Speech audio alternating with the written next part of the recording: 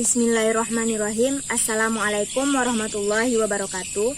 Perkenalkan, saya Hafzatun Nisa dengan NIM 12080223615 dari kelas 4G Agroteknologi Fakultas Pertanian dan Peternakan Universitas Islam Negeri Sultan Syarif Qasim Riau. Video ini merupakan tugas pada mata kuliah Sosiologi, Komunikasi, dan Penyuluhan Pertanian yang diampu oleh Ibu Penti Suryani SPMSI. Selamat menyaksikan. Pada video kali ini saya akan menjelaskan mengenai pengendalian hama keongmas pada tanaman padi. Salah satu faktor penghambat peningkatan produktivitas tanaman padi yaitu dengan adanya organisme pengganggu tanaman. Organisme pengganggu tanaman utama pada tanaman padi yaitu tikus, kemudian tungro, penggerek batang, dan juga keongmas. Keongmas sendiri diperkenalkan ke Asia pada tahun 1980-an oleh Amerika Selatan, yang mana awalnya dikenalkan sebagai makanan potensial bagi manusia. Namun lama-kelamaan, keongmas ini menjadi hama utama pada tanaman padi yang kemudian menyebar ke berbagai negara seperti Kamboja, Filipina, Vietnam, Thailand, dan juga ke Indonesia.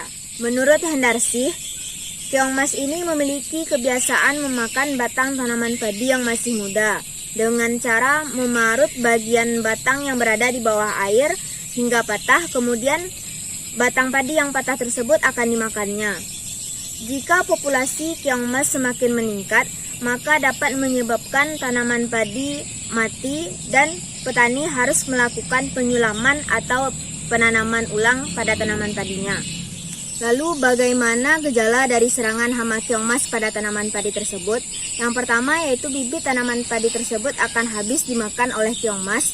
Yang kedua, daun dan batang tanaman padi tersebut akan terpotong dan patah. Dan yang ketiga, tidak ada berkurangnya tanaman yang bertahan atau tegak. Lalu bagaimana cara pengendalian hama keongmas pada tanaman padi tersebut? Dalam pengendalian hama keongmas pada tanaman padi dapat dilakukan dengan pengendalian hama terpadu, yaitu suatu pendekatan pengendalian hama yang didasari pada pertimbangan ekologis dan juga efisiensi ekonomi dalam pengelolaan agroekosistem dengan cara memadukan berbagai cara pengendalian hama.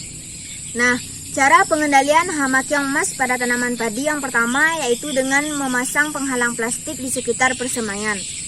Pemasangan penghalang plastik di sekitar persemaian ini diharapkan agar keongmas tidak dapat masuk ke dalam areal persemaian tanaman padi tersebut.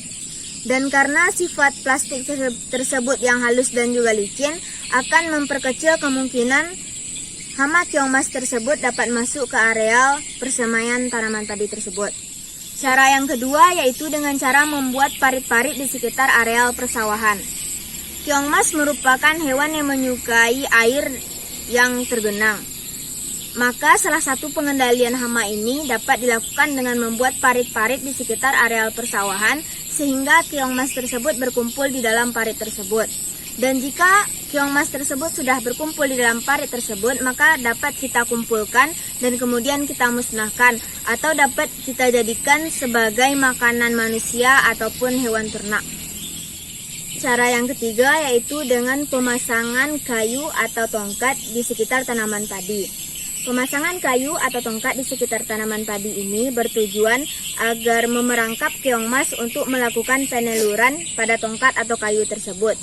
Jika telur keongmas ini sudah terkumpul pada kayu atau tongkat tersebut, maka kita dapat memusnahkan telur tersebut dengan cara membenamkannya ke areal persawahan atau dengan dikubur agar telur tersebut tidak menetas. Dan usahakan untuk tidak membuang telur-telur keongmas tersebut ke saluran irigasi karena dapat meningkatkan penyebaran dari keongmas tersebut.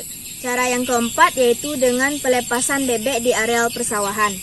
Bebek merupakan pemangsa keong yang potensial. Pada saat pemanenan, bebek akan dilepaskan di areal persawahan untuk mengais rontokan padi dan juga memakan keong beserta telurnya, sehingga populasi dari keongmas di areal persawahan tersebut dapat dikurangi. Cara yang kelima yaitu dengan memasang saringan pada saluran masuk. Pada saluran masuk air atau irigasi air sebaiknya dipasang saringan agar keong mas tersebut tidak dapat masuk ke areal persawahan. Cara yang keenam yaitu pengelolaan air yang baik. Keong mas merupakan hewan yang menyukai tempat berair dan tergenang, sehingga pengelolaan air yang baik dengan cara pengeringan sawah yang baik dapat mengurangi populasi keong mas di persawahan. Saluran-saluran kecil dengan lebar sekitar 15-25 cm dan kedalaman 5 cm dapat dibuat untuk membantu dalam proses pengeringan dan juga sebagai titik fokus pengumpulan keong mas di sekitar areal persawahan tersebut. Jika keong mas tersebut sudah berkumpul di saluran kecil tersebut, maka kita dapat melakukan pemusnahan terhadap keong mas tersebut secara manual atau dapat dijadikan sebagai makanan ternak. Cara yang ketujuh, memasang umpan, yaitu dengan memasang perangkap berupa daun pepaya dan ampas kelapa di dalam parit dengan tujuan agar keong mas dapat berkumpul di dalam perangkap tersebut. Kemudian jika keong mas sudah dapat kita kumpulkan, maka dapat kita lakukan pemusnahan atau dapat kita jadikan sebagai makanan atau manusia ataupun makanan untuk ternak. Yang kedelapan, yaitu melakukan penyulaman pada tanaman padi. Pada daerah yang endemis keong mas, salah satu cara pengendalian keong mas tersebut yaitu dengan penyulaman pada tanaman padi yang terserang. Dengan demikian, tanaman padi tersebut tidak bolong-bolong dan pertumbuhan tanaman padi tersebut merata. Cara yang kesembilan yaitu dengan penggunaan pestisida nabati. Beberapa tanaman yang dapat menjadi molluscicida nabati yaitu tanaman sembung dan akar tuba. Cara yang ke-10 yaitu dengan penggunaan pestisida kimia. Apabila pengendalian hama keong mas pada tanaman padi dengan menggunakan cara alami sebelumnya tidak dapat mengurangi populasi dari keong mas tersebut, maka kita dapat melakukan pengendalian menggunakan molluscicida sintesis yang berbahan aktif Nichlosamida dan juga Deris. Gunakan molluscicida sintesis tersebut dengan bijaksana agar tidak mencemari lingkungan, dan pada saat pengaplikasian molluscicida tersebut dapat diaplikasikan pada air yang tergenang ataupun parit-parit yang biasanya tempat yang disukai oleh keong mas tersebut.